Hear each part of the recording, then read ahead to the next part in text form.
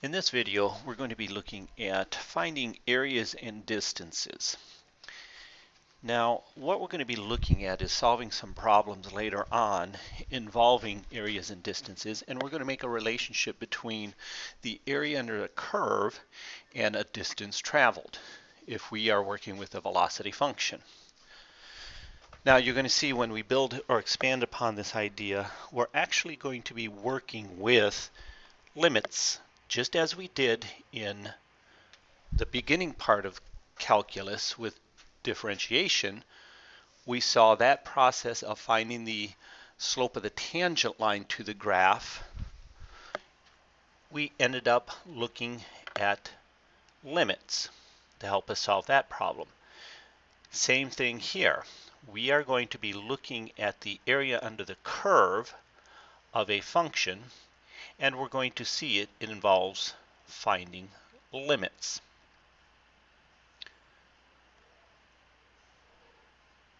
So let's take a look at finding the area under a curve. So let's say we have this function, and we're trying to find the area under this curve on the interval 1 to approximately 6. Well, how could we determine the area under the curve? I guess we're going to restrict the area that we're trying to find from A to B, not the entire area under the curve. So, since we know how to find the area of a rectangle, maybe we could just count the number of rectangles under the curve down to the x-axis. So if we looked at that process, we could count each one of these rectangles. Now I'm marking off the full rectangles, and notice on the x-axis the width of each one of these rectangles is 0.5 units and the height is 1 unit. So if we marked off all the full rectangles, we would have these rectangles here. And then we have some partial rectangles. So right there we have, it looks like 1, 2, 3, 4, 5, 6, 7 long. 1, 2, 3, 4. So 7 times 4, and then we have 2 at the top. Now each one of them, so we have 30 rectangles altogether, and each one of those has an area of 0.5 or 1/2. So we would say 30 times 0.5 equals 15. But then we have some partial rectangles we would have to include. So if we include these here and we make a rough estimate, we may say there are 3 partial or 3 rectangles, and each one of those has an area of 0.5. So we would add 15 plus 1.5 for a total of 16.5 square units. So that would be our estimate for the area under the curve of this function on the interval a to b.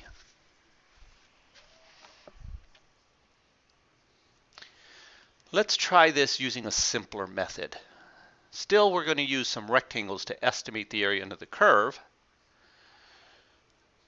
but we're going to make some bigger rectangles, and this will simplify this process a little bit by taking a little bit larger rectangles. Now we're going to estimate the area under the curve on the interval 0 to 1 by dividing the area into the rectangles of a width of 1/4. So each one of these rectangles has a width of 1/4. Now how can we approximate the area of each rectangle? We have the width, but now we need the height.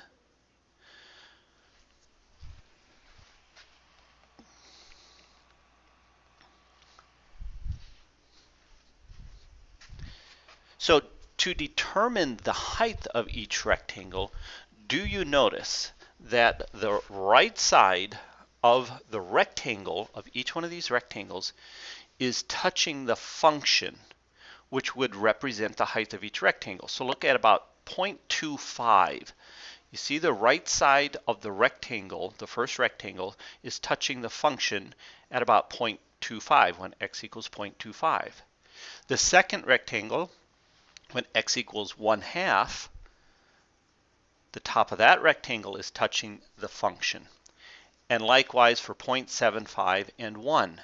So could we just plug in those values to the function to find the height of each one of those rectangles? Then we would have our width times our height, and we could estimate the area of each one of those rectangles.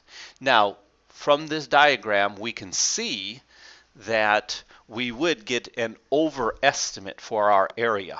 We have more area in these rectangles than what's underneath the curve. But we're going to look at how we can solve that problem. Let's say this function is x squared. So let's look for the area of rectangle 1. We know the width. We said the width of each one of these is the same. It's 1/4. So we would have 1/4 times. Now to find the height of this rectangle, we said we could plug in 0.25 to the function to get the height of the rectangle. So we're going to plug in 1/4 to the function, so we'd have 1/4 squared, and that would give us the height of this rectangle. So we would have the width times the height. That would give us the area of rectangle 1. Now we would add the area of rectangle 2, 3, and 4. So let's find the area of those rectangles. So rectangle 2, we still would have a width of 1/4. But now to find the height of rectangle 2, we're going to plug in the value 1/2. So we'd have 1/2 squared to represent the height of that rectangle. So we would have the area of rectangle 2, 1/4 times 1/2 squared. For the area of rectangle 3, we know the width is 1/4. And then this time, what will we plug into the function to find the height? 0.75. or 3/4. So we have 3/4 squared. There's the area of rectangle 3. And likewise for the area of rectangle 4, the width is 1/4.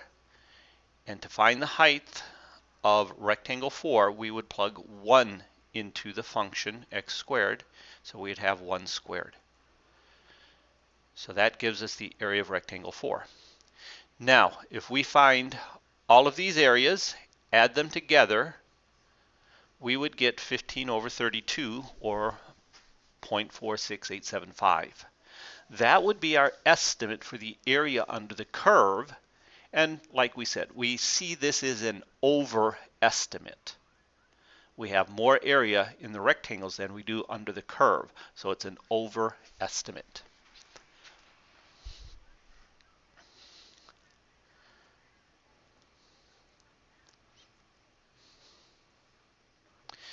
We could do the same thing.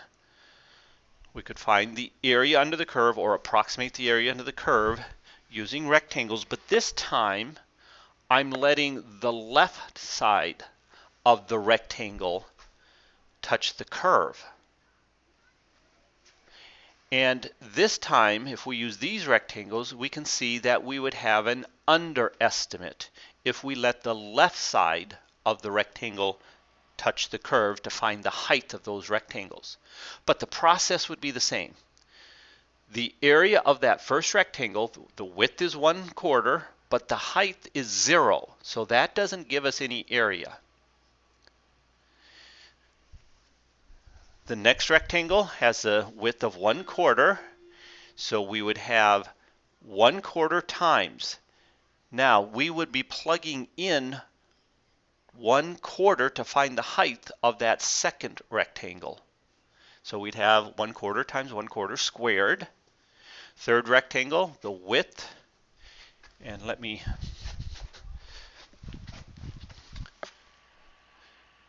draw here where we are getting these values from. So for this rectangle right here, we said this width is 1/4, but we would be plugging in 0 to the function to get the height. So that's where we're getting 1/4 times our 0 squared. Okay. Now the next rectangle here, this has a width of 1/4, but now we're plugging in 0.25 to get these values here. The next rectangle has a width of 1/4, but now we're plugging in this value here, which is 1/2. So we'd have 1/2 squared, width 1/4, but this time we're going to plug in 3/4 to the function to get the area of that rectangle. So if we calculated the area of each one of those rectangles and added them all up, we would get 0.21875, and that would be an underestimate for the area under the curve using those 4 rectangles.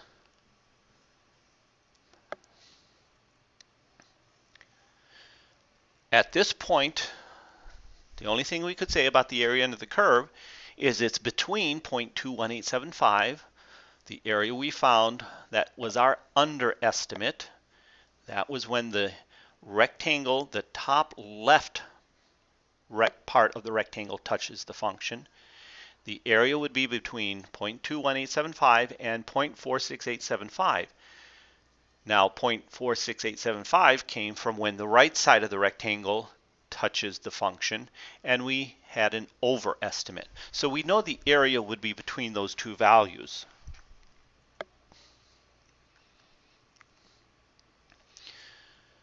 So how could we get a more accurate estimation of the area under the curve?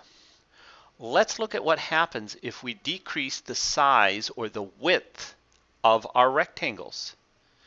So here you can see we're using much smaller, the width is much smaller for our rectangles. And what do you notice about the error of using these rectangles as compared to the larger rectangles? And let me just draw in here. Previously we looked at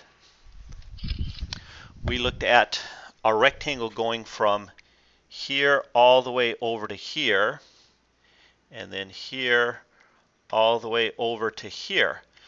Do you see how using more rectangles we eliminate this error? We're eliminating this error right in here. And if we go to 0.75, we're eliminating all of this area here. That's not part of the area of these rectangles, so it will be a better estimate if we use more rectangles.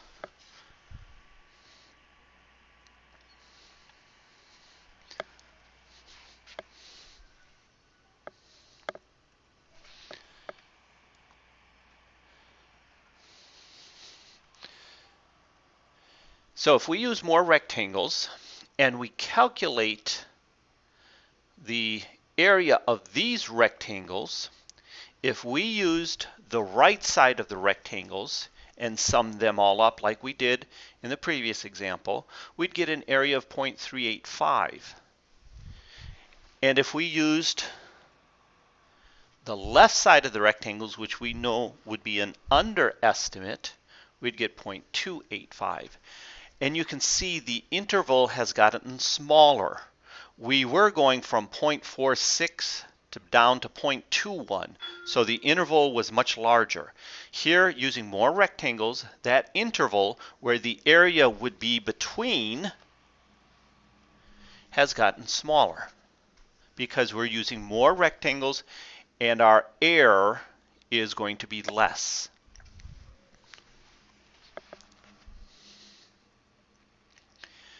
So to get a better approximation, we could use even more rectangles, or the width of the rectangles is going to be smaller.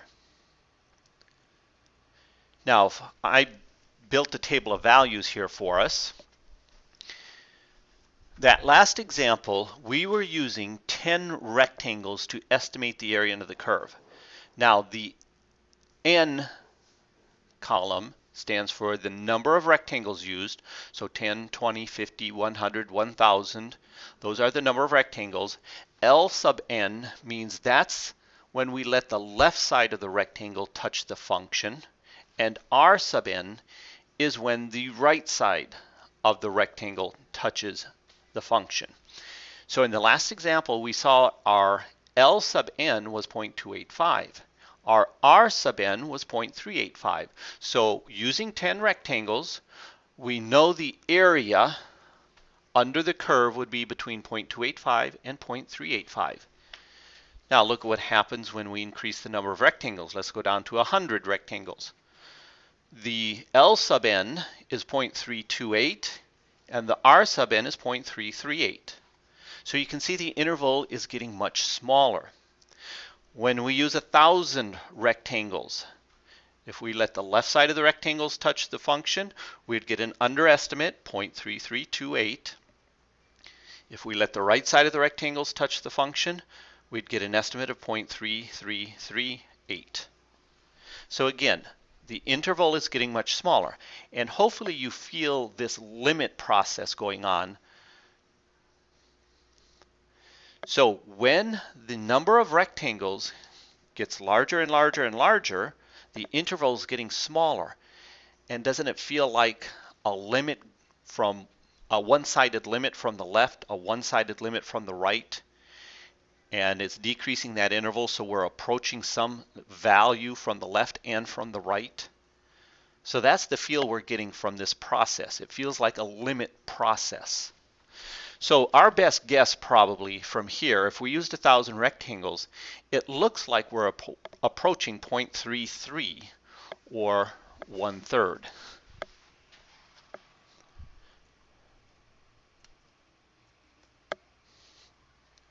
Show that the sum of the area under the curve of y equals x squared on the interval 0 to 1 using the upper right rectangles approaches 1/3. So we just looked at the graph of the function y equals x squared, and this problem is asking us to find an estimate for the area under the curve from 0 to 1. And from our last example,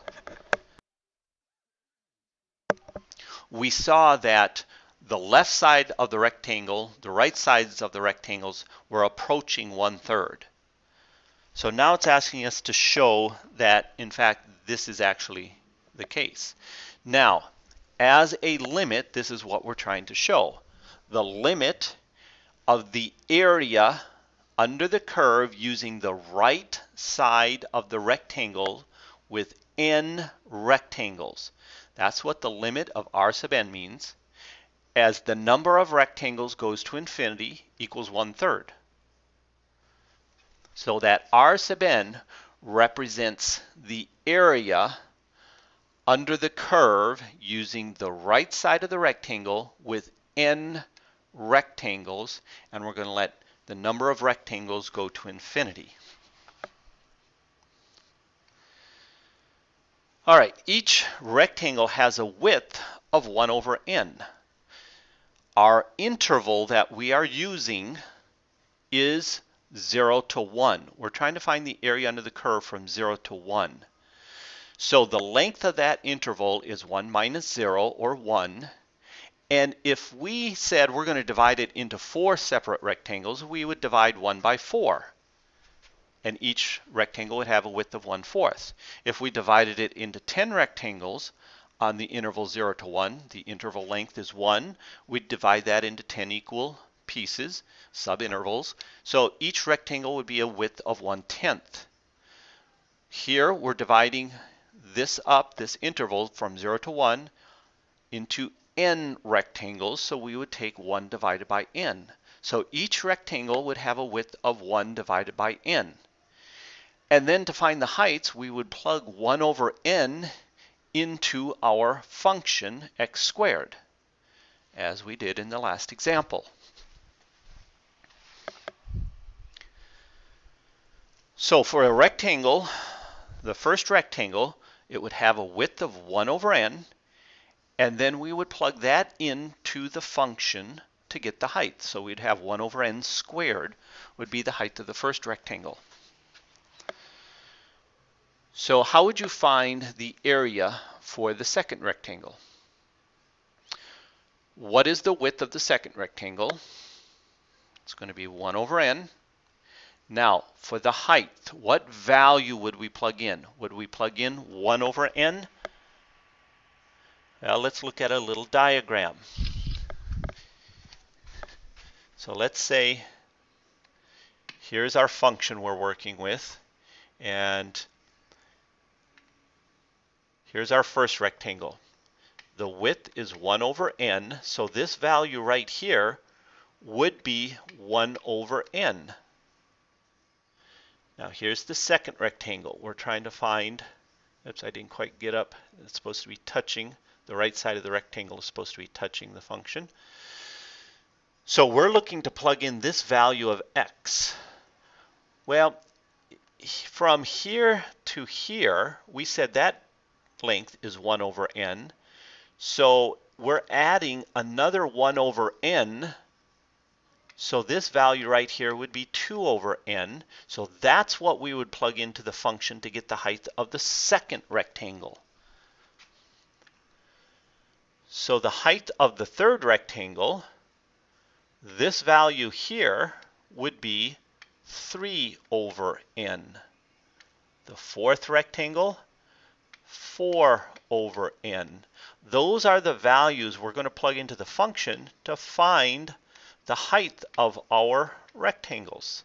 That would be 5 over n, and so on.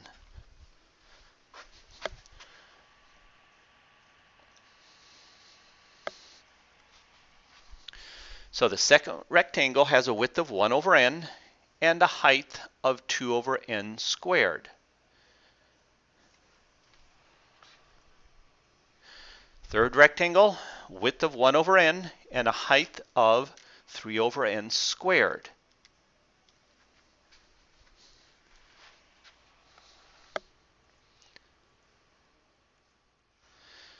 So to find the area of all of these rectangles, we would add those values up. This represents finding the area of each one of those rectangles all the way to the nth rectangle. And look at the last term. We have 1 over n times n over n squared. Well, isn't n over n just 1? And isn't that the end of our interval? So this would be the area of, this would represent the area under the curve of x squared on the interval 0 to 1.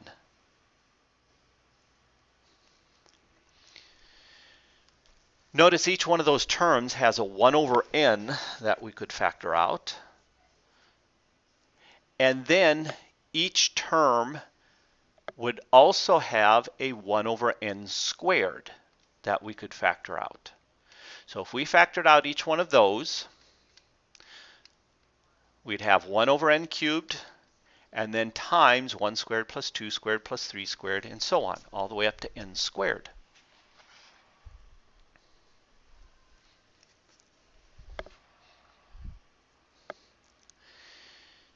Now, this is something I'm just going to ask you to accept for right now.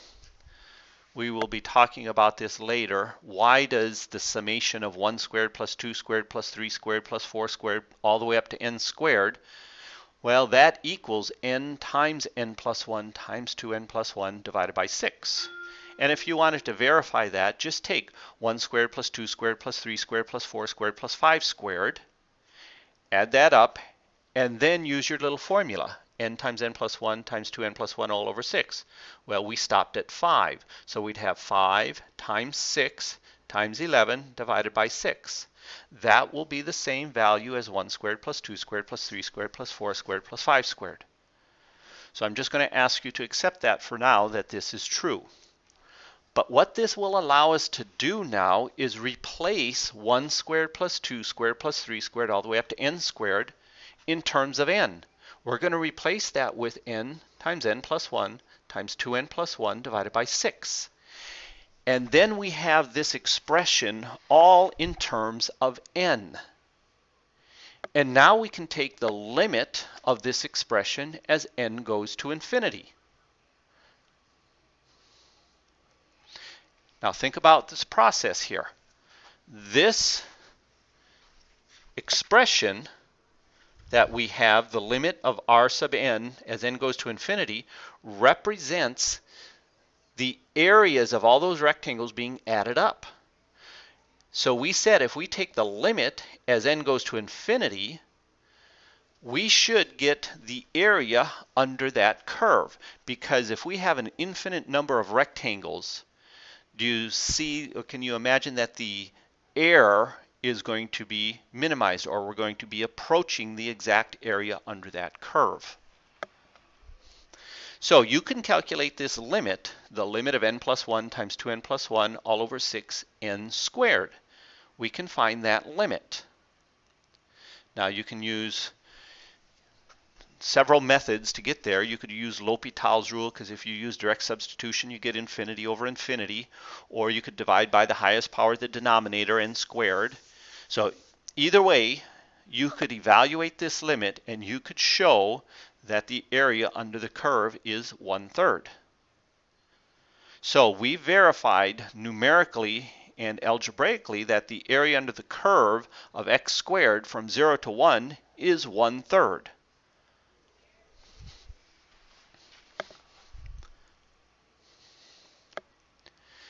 We could also do the same thing if we took the left side of the rectangles and let the number of rectangles go to infinity. That should also be approaching 1/3. We should also get that value. So it doesn't matter if you use the right side of the rectangle or the left side of the rectangle, we would get the same value, 1/3. So let's generalize our results. If we subdivide a region on an interval a to b with n stripes or strips, we can represent the width of each strip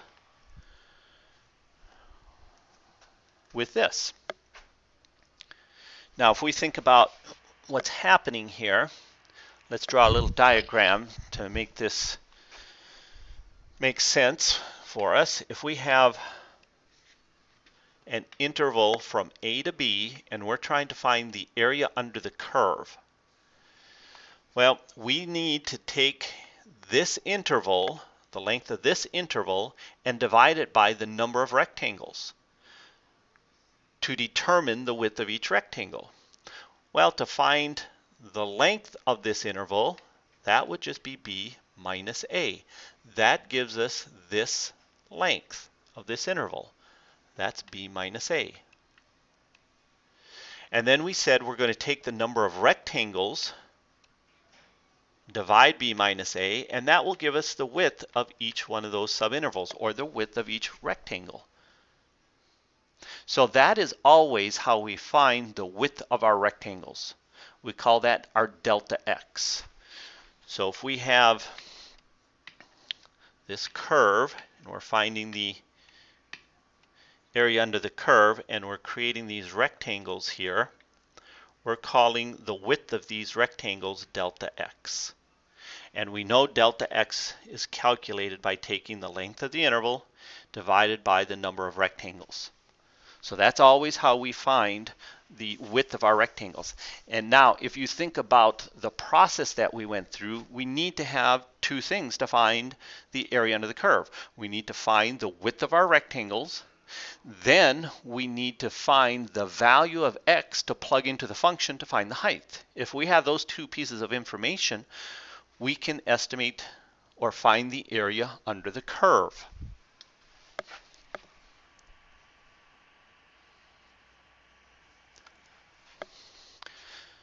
So we Subdivide that interval, so the strips divide the interval AB into n subintervals, and you can think about these intervals as the width of each individual rectangle. X sub 0 to x sub 1, that's the width of the first rectangle. X sub 1 to x sub 2, the width of the second rectangle. And they'll all be equivalent.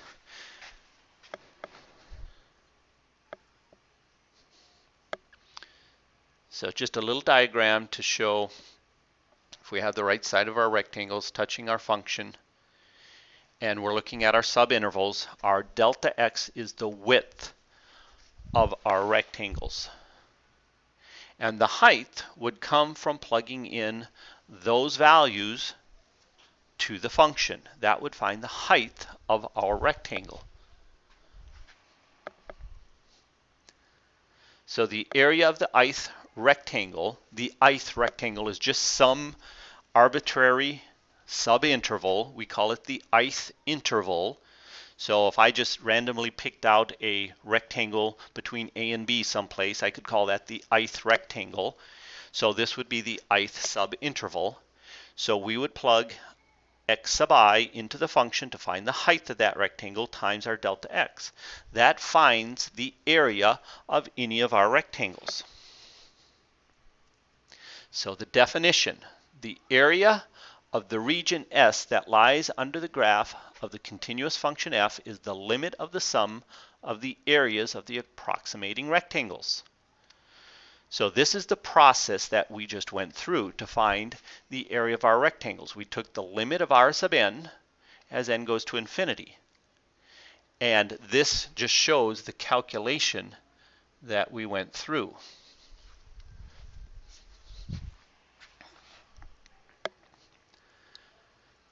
We could do the same thing with the left side of the rectangles, but notice our starting point would be different. Let me find my little pen so we can take a look at that.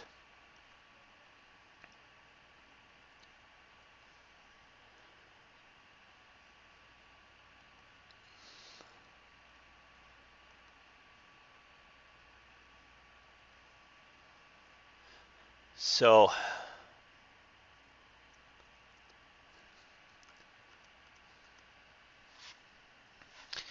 if we looked at the difference between the right side of the rectangle, using the right side of the rectangle, and the left side of the rectangle,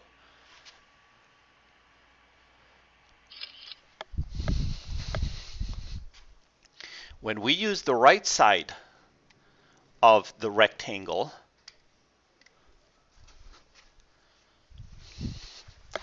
let me get my pen working here. When we use the right side of the rectangle,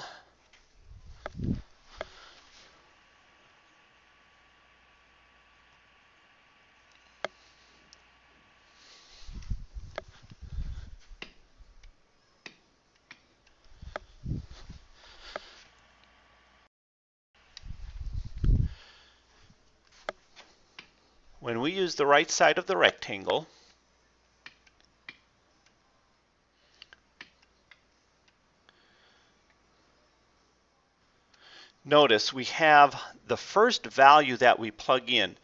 Here, A is actually x sub 0. So we would be plugging in x sub 1 for the first value, and then x sub 2 for rectangle 2, and so on. When we're using the left side of the rectangle,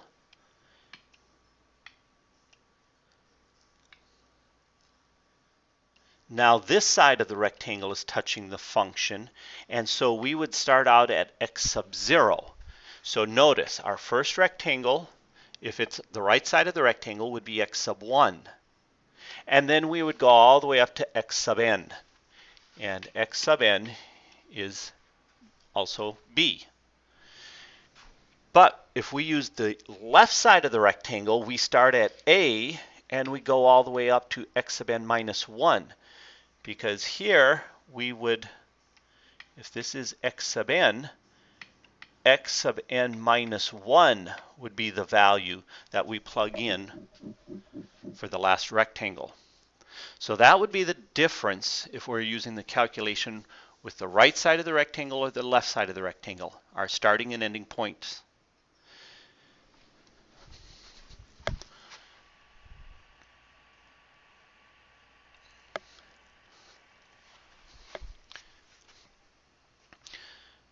And there is the ith rectangle in the ith interval. We could also use the midpoint of the rectangle, or any value between the left side of the rectangle and the right side of the rectangle. We could use the midpoint. We could go 1/4 of the way across, 3/5 of the way across. We can choose any value we want to plug in to find the height if we draw the rectangles appropriately.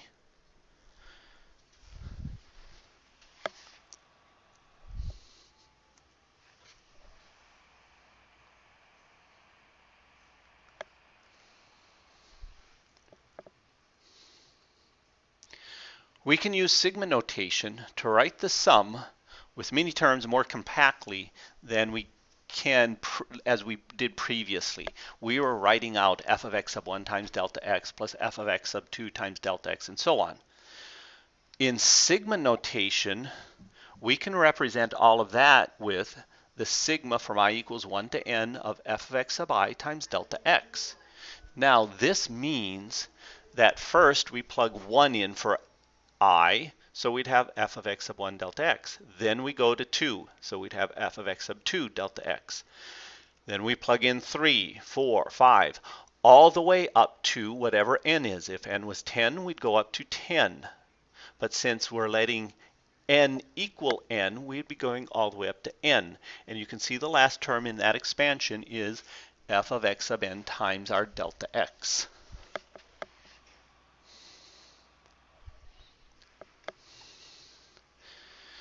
So the expression for area would be these here. Now the first one is if we're using the right side of the rectangle. The second one is if we're using the left side of the rectangle. And the third one is representing the midpoint, or you could say we could use any value between x sub n and x sub n minus 1. So you can use any point. You don't have to use the left side or the right side. You could use any value. And we'll get the same answer, no matter what point we choose on the rectangle to use to calculate the height. So let A be the area of the region that lies under the graph of e to the negative x between 0 and 2. Using right endpoints, find an expression for A as a limit, but do not evaluate. So this will give us some practice on setting that up. And then estimate the area by taking the sample points to be the midpoints and using 4 subintervals and then taking 10 subintervals. So first of all, for part A, let's calculate the width of each rectangle. We know to calculate the width, we take delta x, which is b minus a all divided by n. So the length of the interval is calculated by taking b minus a, and remember, a and b are just the endpoints of our interval. So we'd have 2 minus 0, all divided by n. We haven't specified the number of rectangles we're going to use. We're not saying we're going to use 10 rectangles or 20 or 100. So we put the value n in there to represent just n rectangles. So the width of each rectangle would be 2 over n. So if we're using the right endpoints, our x sub n would be 2 over n. Our x sub 2 would be 4 over n, then 6 over n, and so on. So there we have the width of each one of our rectangles, 2 over n, and then we have the value that we're going to plug in to get the height of each one of the rectangles.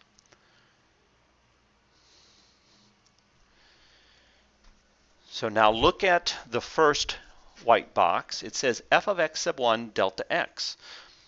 Well, f of x, our function, is e to the negative x. So we would be plugging x sub 1 into e to the negative x. So we'd have e to the negative x sub 1 times our delta x.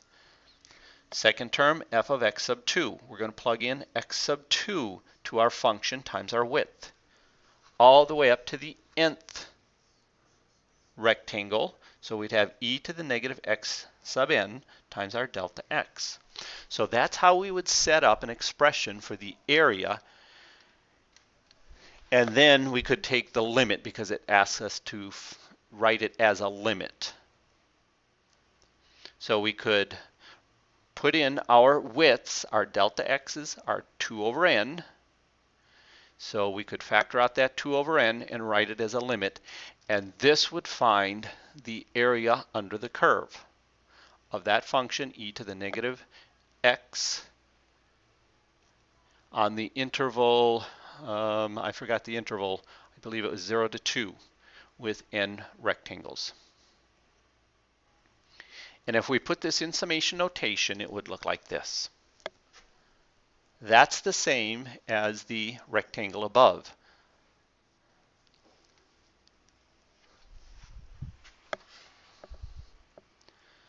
Part B.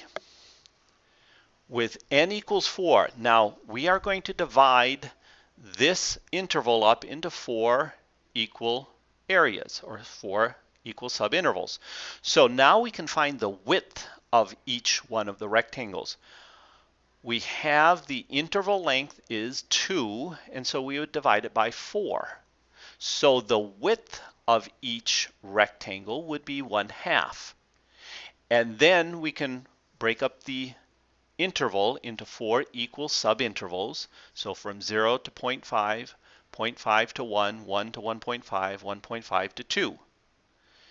Now this one asks us to use the midpoint of the interval. So that first interval, 0 to 0.5, the middle of that interval is 0.25. So let me show what's happening here.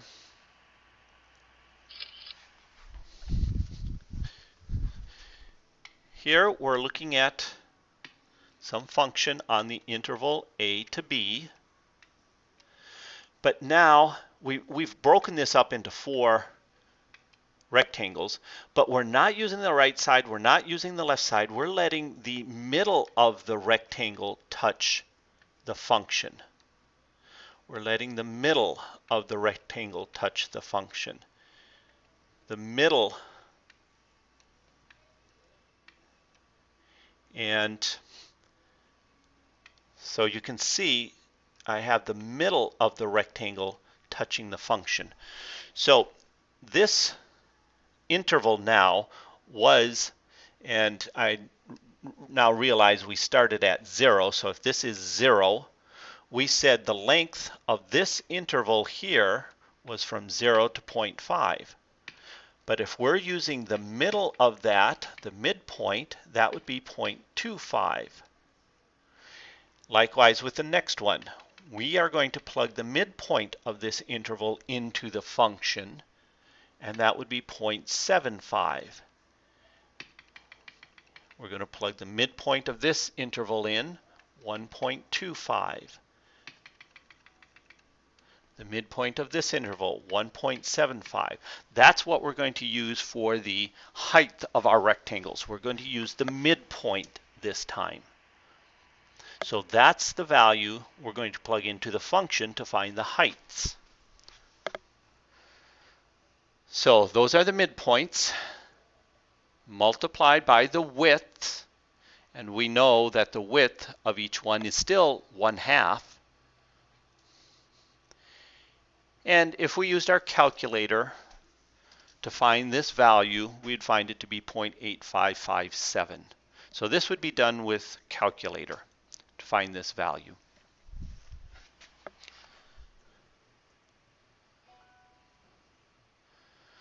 Now with n equals 10 subintervals, here are the intervals, and again, looking at the midpoint, that first interval, 0 to 0.2, the midpoint would be 0.1. That's the value we're going to plug into the function to find the height.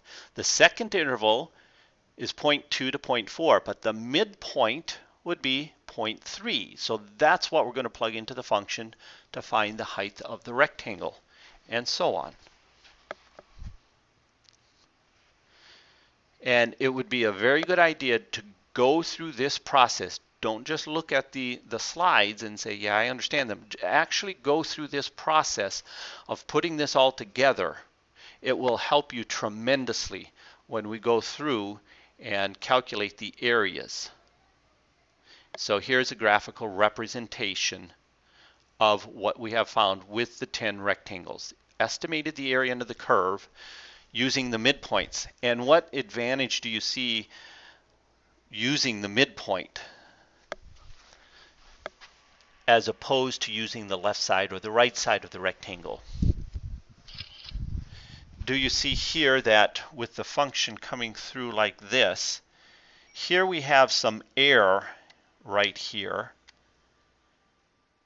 that's not represented by the rectangle. However, it looks very close to the area that is outside of the rectangle. So do you see it looks like they're kind of offsetting each other a little bit. So the midpoint of the rectangle can give us a little bit more of an accurate answer because it kind of does offset the area that's not calculated with the estimated area there.